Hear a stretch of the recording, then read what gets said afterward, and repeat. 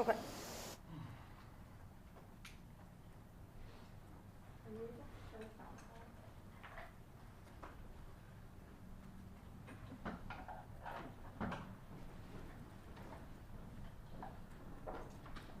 When you're setting up, we're all gonna have to walk right through here, so. Do you guys mind like doing right over there? We can have a little bit of a.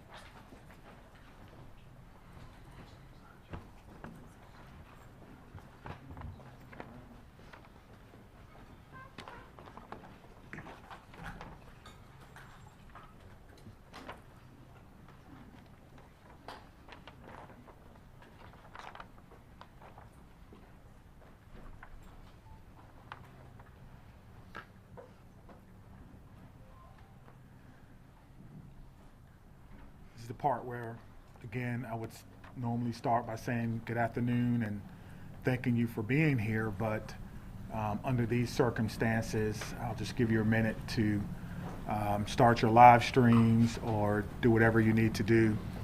And while you're doing that, my name is Chief Sean Barnes, S-H-O-N-B-A-R-N-E-S. I'm currently the Chief of Police for the Madison Police Department. I'll be providing a brief update of the school shooting that we had today in Madison. There is some information that we're not going to release because it's still an ever-evolving situation.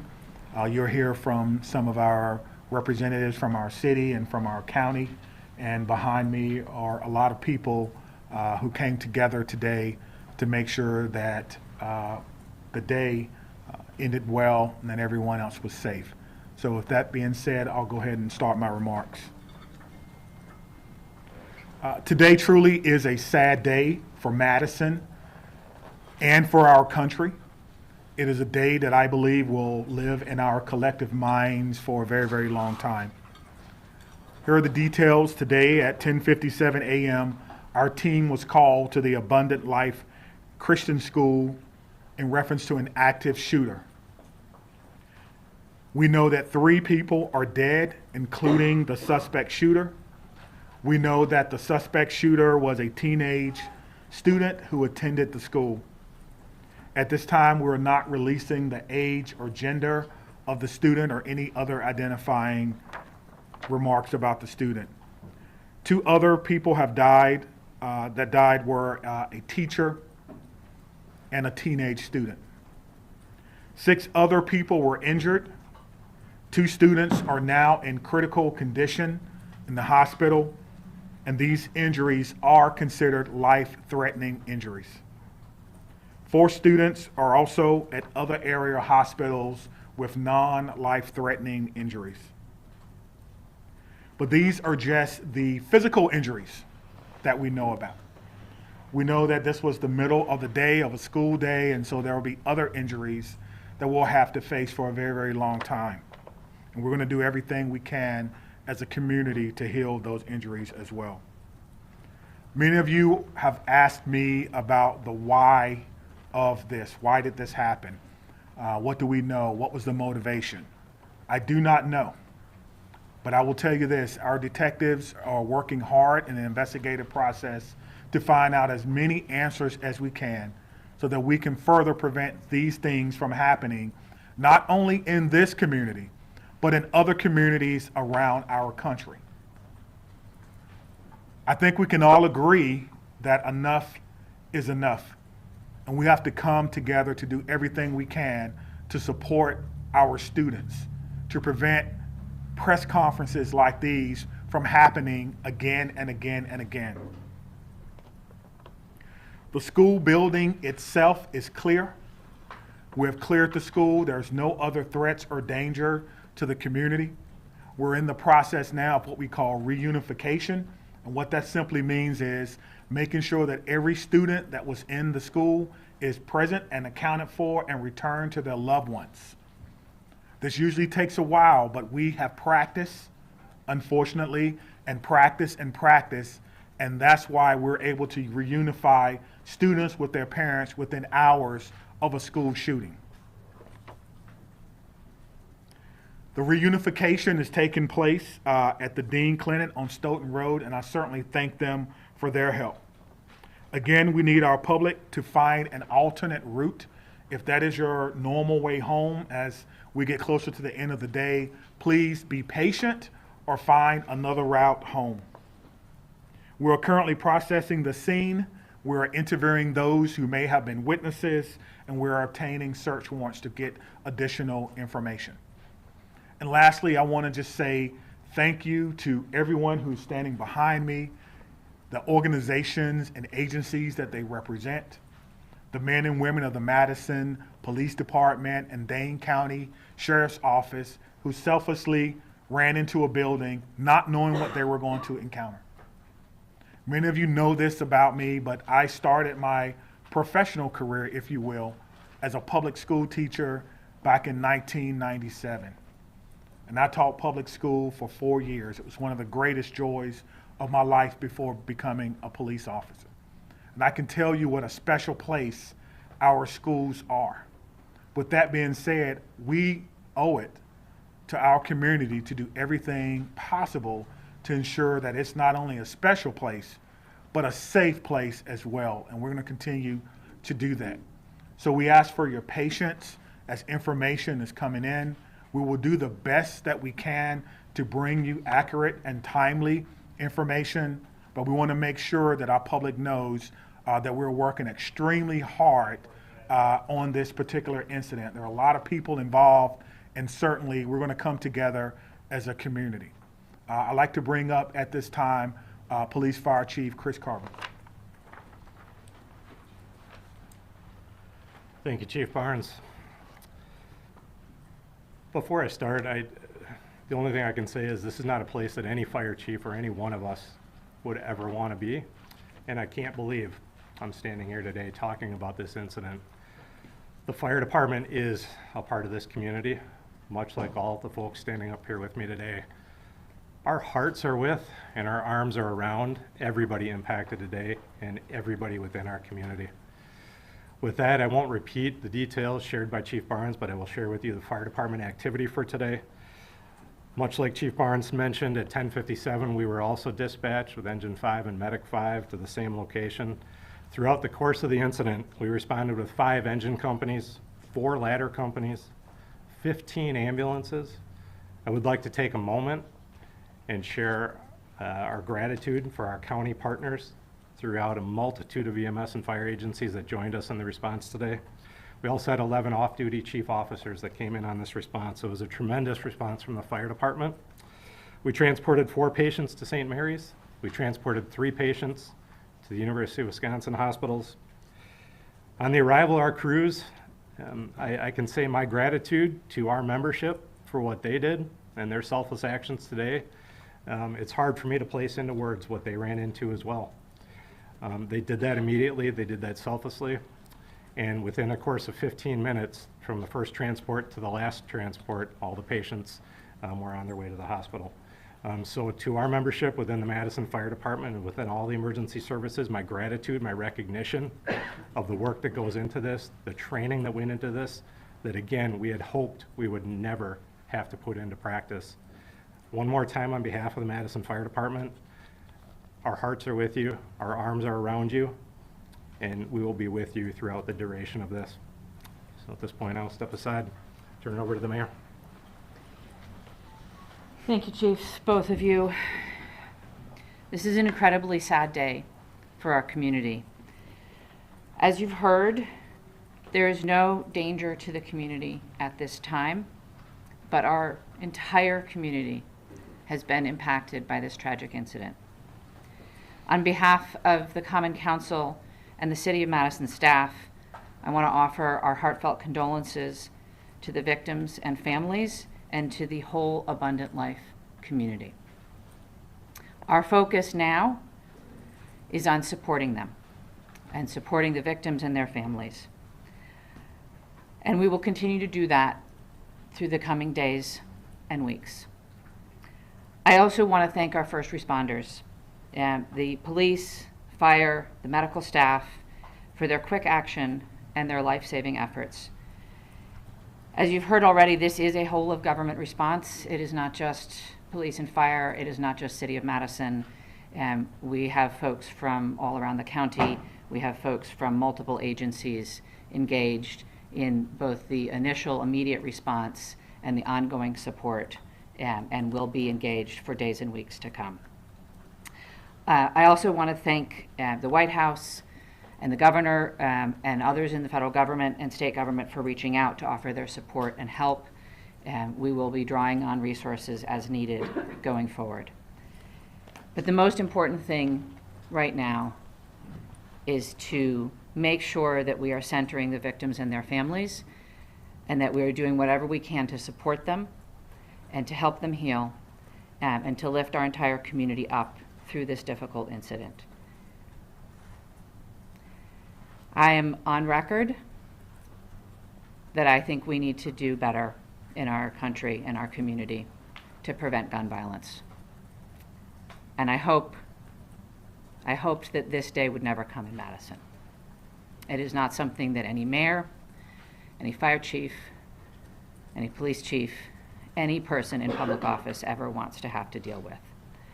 And so I will ask our entire community and our entire country to do whatever we can to make sure that no public official ever has to stand in this position again. And now I'll invite the county executive to the podium. Good afternoon, everyone. Today, our community is reeling from the heartbreaking and senseless tragedies at Abundant Life Christian School in Madison. As a mom who received a text from her son at a high school here in the city of Madison wondering if he was safe, I can tell you, this hits you in the gut. Our community is better than this. Our country is better than this. Cannot continue. My heart goes out to the victims and their families and the students and the educators, and the list goes on and on. Every one of us is affected by this unimaginable and unacceptable violence that has hit our community today. Dane County stands united in grief with the Abundant Life Christian School community. The Sheriff's Department, the Department of Emergency Management, Department of Human Services have all been on the front lines. My phone has been ringing from people across our state and our nation asking what it is that they can do to help our community. And right now, it is our time to be committed to supporting this school, these students, and these families, and our first responders who went into that building during this devastating time. We must work closely with our law enforcement officers and first responders, mental health professionals, community leaders, and policymakers to ensure that we are taking care of one another. No community should ever have to endure such a tragedy. And my administration is going to do everything that it can to provide assistance to those who have experienced this devastating loss, and also do everything that we can to prevent such tragedy from occurring. To all of those who are grieving in our community, please know that you're not alone. Dane County stands with you. We're here to support you in any way possible. Please reach out and ask for help. The governor's office, as well as the mayor's office, and I will continue to update the public as we learn more. But please understand, there are many things that we cannot share with you right now. This is an active investigation. This is an active case.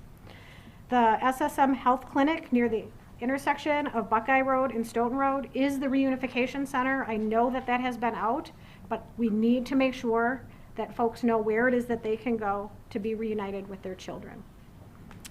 Again, in the coming days, we are going to make sure that we are supporting those that have been most impacted by this. But folks, reach out, ask for help. This does not need to be the reality of our community. Thank you.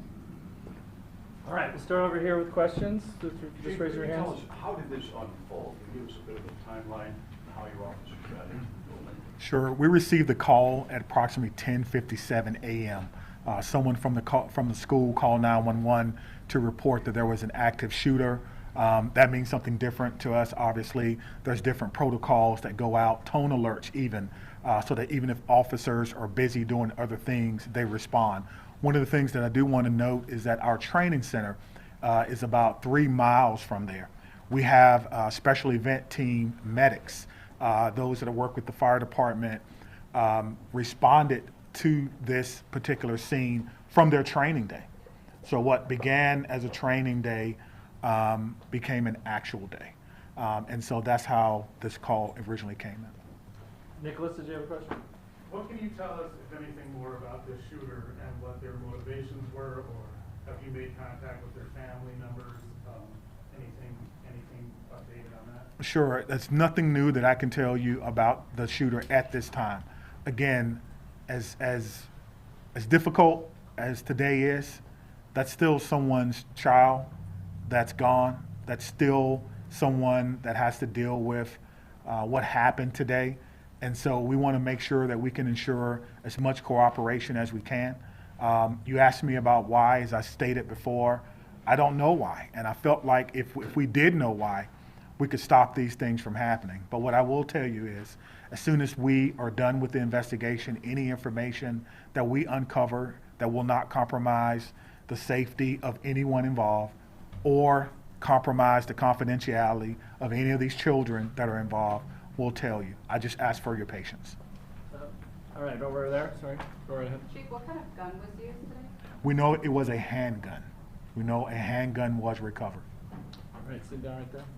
Was the shooting confined to one classroom, or did it spread out throughout multiple? We know it was confined to one space. I do not know if it was a classroom or a hallway. One of the things that we've gotten very good at, certainly different from in my day, is that if you do not need to be in a crime scene, you do not need to go to a crime scene. And so the crime scene and those persons who were involved, they have that crime scene locked down. I did not go or enter into that crime scene. But if you can imagine, most schools, the students go together, but they are segregated. So on each different floor, in each different group. And so there's no evidence that anyone else was injured that was not in the age group. Danielle? What can you say at this time about how school staff responded when the shooting started?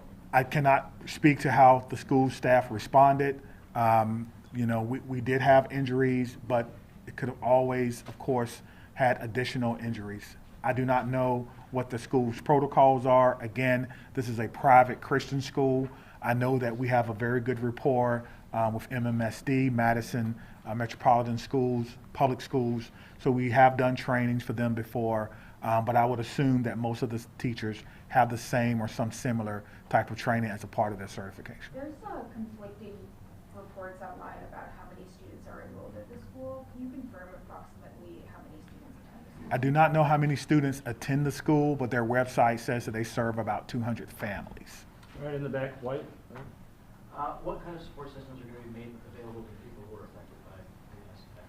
That's a good question. As you heard from our mayor and our county exec, we have services within our government that will be made available to them. I have a lot of confidence that they're going to follow through on that, and we'll make sure that that persons who need to. Do you guys want to speak to that? So, Dane County Human Services, as well as the Red Cross and other consolidated agencies, are already on scene. And we will continue to be on scene, and those resources will be bolstered. Again, please reach out. You are not alone. We are going to navigate this together, and there are people who are affected by this trauma who are not in the reunification center or at the school. We need folks to be reaching out because we do have resources available. Did you know if Abundant Christian Life School, did they have a school resource officer employed? It's not my knowledge that they had a school resource officer. That if they did, it would be a police officer, and I know where they all are, and they're not in the schools right now. 15 in the back there. So in terms of witnesses that you mentioned about investigation, what is that looking like, and how many Sure. witnesses are you guys speaking with? Sure. So the detectives will talk to anyone who may have seen this particular event unfold, anyone that may have been unfortunate to hear something. They will be talking to them. It's my understanding that that's in process now, and everyone is cooperating fully. That will give us an idea of not only what unfolded, but it could answer the question to motivation, because again, the students who unfortunately had to witness this. But that's not something that we want to rush. We're not going to interrogate students. We're going to give them an opportunity to come in and speak to what they may have saw when they feel ready, which is why some of these questions can't be answered right now. All right, Spectrum Room. How do you reassure the community that it's still okay to go back to school? I mean, everybody's got kids, and I think, maybe it happened at this school, but there's everybody that's got a kid anywhere, right? This in Dane County, it's going to be hard. Yeah, I think you're asking me, how can I say 100% that no child will ever be harmed in school? I can't. No police chief can. But all I can tell you is that we have systems in place so that if something happens, we can respond like we did today. I can tell you that our mayor and our county exec has committed resources to not only public health, but also mental health. I can tell you that every teacher that I've ever had contact with at MMSD cares deeply about their students. Every staff member, I talk to staff members all the time who tell me things that are going on in the schools and want to do whatever they can, even if it's under anonymity, to let me know that they want to have a safe school. So my reassurance to the public is that if you see something, say something. If you know someone who may be going through a difficult time, please reach out to someone. And I think what I can do is make sure that our police department is transparent and open and honest and inviting for people to call and give information.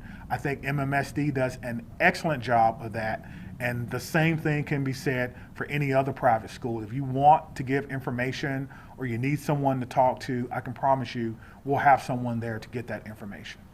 All right, then, yeah. Understanding that this is a private school you may not be as familiar with, what can you tell us about some of the physical measures that are in place at this school, whether it's metal detectors, secure entryway, cameras, et cetera? Yeah, that's a good question. I've never been in this school, unfortunately. I'm not aware that there were metal detectors in the school. That's something that we can certainly look at. Most schools have some form of surveillance or public space cameras, but that will be, of course, part of the investigation process. Scott? Chief, can you clarify, you said 7 were injured, but 6 were hospitalized. Does that mean one's been treated or released? And secondly, is the shooter's family cooperating with the investigation? Yeah, so it's 2 questions, but let me try to handle the first one. So I'm trying to go back to my notes. So we do know that 1 person was pronounced at the scene. And so that may be the 7th person, but we can get you all that information just when we're done. I'll have my PIO give that to you so you can report it accurately. And what was your second question? Is the shooter's family cooperating? At this time, yes, Right, right there. So you have made contact with the shooter's family? we have. And what were the steps taken to do that? It's through the investigative process, okay? Laura? Yeah. Is the shooter's home being searched? We've got some information that is ongoing. Yes, obviously, once we have identified, we have initiated a search, but we think that search is either ongoing now or that search may be concluded. Of course, it's about safety. That's the first thing, making sure that people are safe, and then we'll go from there. This has been, this has been an amazing day for everyone. And so if you have someone who is deceased, who may have been a shooter, you want to make sure that their family is okay. You don't know. And so that is what we're doing right now. It is about the safety of everyone. This is going to be a long day for the Madison Police Department. We just want some of your patience. Are you aware, had the school had any prior threats? And then just, jumping off of that, do you know if the shooter had any prior contact with law enforcement? We do not know that the shooter had any prior contact with law enforcement, but I did do a check of the school. There were some calls, but they were like 911 hang-ups, things of that nature. There was nothing that suggested that the school was a place that violence would occur. Chief, I know that you mentioned that the shooter died of a self-inflicted gun wound. Did that happen before officers arrived at the school or when the shooter saw officers coming into the school? Yeah, so let me say that the cause and manner in which the shooter died will be determined by the inmate. But what I can tell you is the shooter was dead upon our arrival, police department arrival, and no officers fired their weapons, okay? Lucas? What are these search warrants you're executing, or are they at the residence on like a device the shooter had? I'm sorry. The extent of the search warrant. Yeah, so the extent of the search warrant is to be able to go in a place that we don't have permission to be in and make sure that everyone is okay. And then if there's any evidence that we think we need to collect, we could only do that with the use of a search warrant. And so again, we have to determine if there is evidence that we will need. Everyone wants to know what led up to this. Are there any additional threats to public safety? Is this person or was this person by themselves? There are a lot of questions that we want to answer, but we have to answer the safety questions first, and then we'll move on to some of the more investigatory questions. Are you in possession of any of the shooter's devices? I am not, no. Catherine? I'm wondering about metal detectors. You mentioned in the first meeting that you were not a fan, and that this school probably doesn't have them. And do you know other schools that do? Do you think that that's something we should start talking about, metal detectors in schools? I guess the question is, would you want your child to go to a school with or without metal detectors? I can't answer that. I can't. Right now in a school without them. Yeah, absolutely. So the idea is to create the safest environment that we can without metal detectors. That is my answer. In the back there? Chief, this was a shooting at a Christian school right before the Christmas holiday. Can you address the impact of that? And is the Christmas holiday at all, in your belief, related to as a motivation for the shooting? Yeah, so to the question of motivation, we don't know why, but to the question of so close to Christmas, we have a lot of people going to be impacted. If it's a Christian school, then obviously our holidays, our Christian holidays are very important to the students, very important. It's a time for family. Students probably getting ready to go out on break, and now the break will be a little less about celebrating Christmas than more about celebrating perhaps friends and loved ones and staff members who perhaps lost their life. That's why I'm asking everyone to, of course, keep Abundant Life Christian School in your thoughts and in your prayers, and we'll get a couple more, okay? Okay, real quick, Phoebe. So it's a private school that takes public money through the voucher system. So what has this revealed about maybe gaps in security or training for staff? Is that something you're thinking about whether schools that are private but take public money need to be, kind of on par with public schools when it comes to safety? Well, what I'm telling you is that in 1997, I began my professional career as a public school teacher. I taught history for 4 years before becoming a police officer. So I did not get far enough to take courses in administration and budgeting of schools. I don't know what governs private schools, if they receive money, where that comes from. That would probably be a question that you would probably need to ask someone who's more intimately involved in the school system and what their requirements are if they do receive that. But you could probably compare what has happened or what goes on, their security measures, with the security measures of any school in MMSD, and then that may give you your answer. That's a very... Just one very quick follow-up.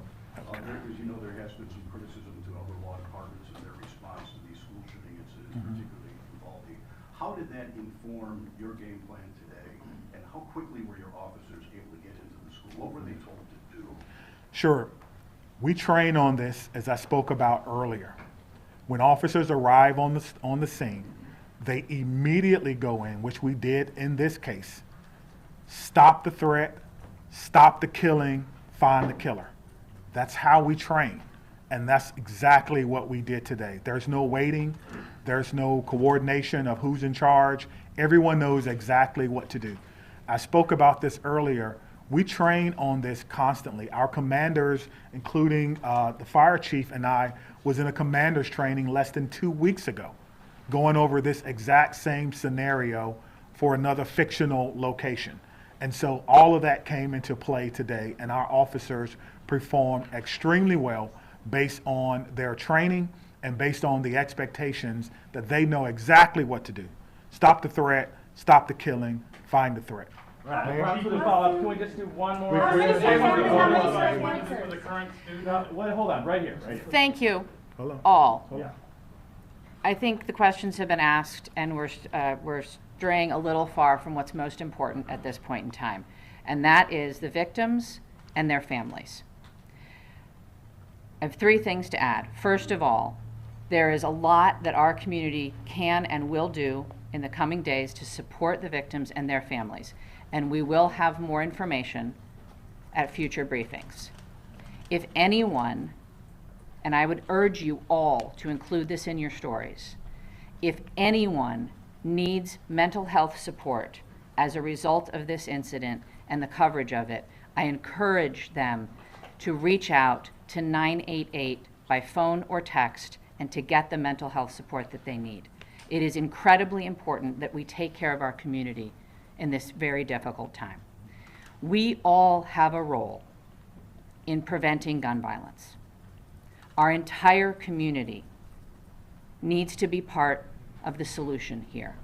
There are many things that we can do, and we can have those conversations in coming days. But first and foremost, what needs to be the priority for all of us is supporting our young people. And that is where our community's attention needs to turn at this point in time. The police department, the fire department, the city, the county will share additional information about the investigation as it becomes available. But I urge you all to help our community find resources to support their mental health and to find resources to support the victims and families at this time. Thank you all. Where can people go to see your updates? What can we tell them to? It'll be at thecityofmadison.com. Me, Stephanie, and Cynthia will stick around and answer any other questions, folks. That's all. Let me say just before I go, because the mayor mentioned that this was a whole of government response. It certainly was, and there's so many people that we want to thank. We cannot thank everyone, but it's also a whole of law enforcement response. Even though we are in different agencies, we all have the same training. And so I want to thank our partners with the FBI who are here with me today, partners with the ATF, Dane County Emergency Management. Of course, we already talked about our fire department. We've got calls from the Attorney General of the United States, Wisconsin State Patrol, our governor's office, State Patrol, Monona, as well as our sheriff's office. I know I may have left someone out, but thank you for how you responded, professionally, quickly, and according to the way that we all trained, and it all came together to ensure that no other persons were hurt. Thank you. Chief, could you just say what time you guys made entry? We just want to nail that detail down. 10:57. But That's the time you made That's the entry. call. They arrive in 1 minute? We'll How work long on does it getting take till that, they so arrive? our next, How long does it take till they arrive to the scene if we raise back they receive the call at 10:57? yeah, so I will work on getting that information for our next media briefing. We plan to meet here at 5:30